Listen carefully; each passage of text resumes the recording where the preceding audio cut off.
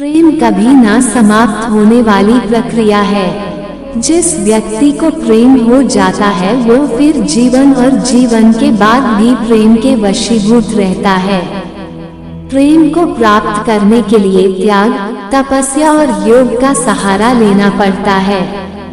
जो व्यक्ति अपने अहंकार से भारी हो जाता है, जिसमें अभिमान भर जाता है, वो उस पत्थर की भांति होता है जो भारी होने के बावजूद भी नदी की धारा में डूबकर अपना अस्तित्व खो देता है।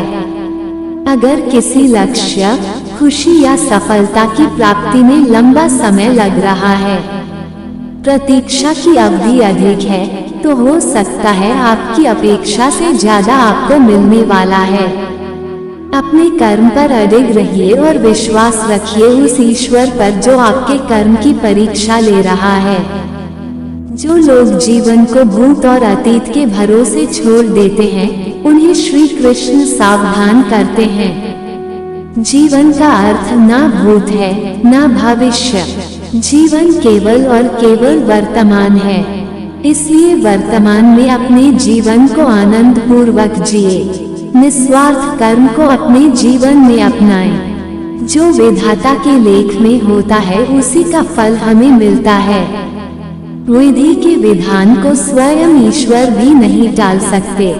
जिस प्रकार राधा से कृष्ण निश्चल भाव से प्रेम करते थे, प्रेमिका के भाव से मीरा कृष्ण को पति मानती थी, मगर विधि के विधान में रुक्मिणी का साथ लिखा था, जिसे स्वयं विधाता भी नहीं टाल सके। क्रोध की अवस्था में भ्रम जन्म लेता है। भ्रम बुद्धि को नष्ट कर देती है। बुद्धि के नष्ट होते ही व्यक्ति का पतन हो जाता है।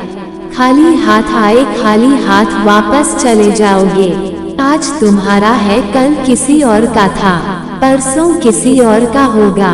तुम जिसे अपना समझकर मगन हो रहे हो, बस यही प्रसन्नता तुम्हारे दुखों का कारण है। आत्मा शाश्वत सत्य है, यह अजय है, अमर है। आत्मा नए नए शरीर को धारण करती है। एक शरीर से निकलकर दूसरे शरीर में, यही आत्मा की विचरण प्रक्रिया है। इस आत्मा को ना तो किसी शस्त्र से काटा जा सकता है, ना ही अग्नि इसे जला सकती है। कोई जल इसे बुझा नहीं सकता और यह किसी वायु से सूख नहीं सकती। तुमने क्या पैदा किया था जो नाश हो गया? न तुम कुछ लेकर आए जो लिया, यही से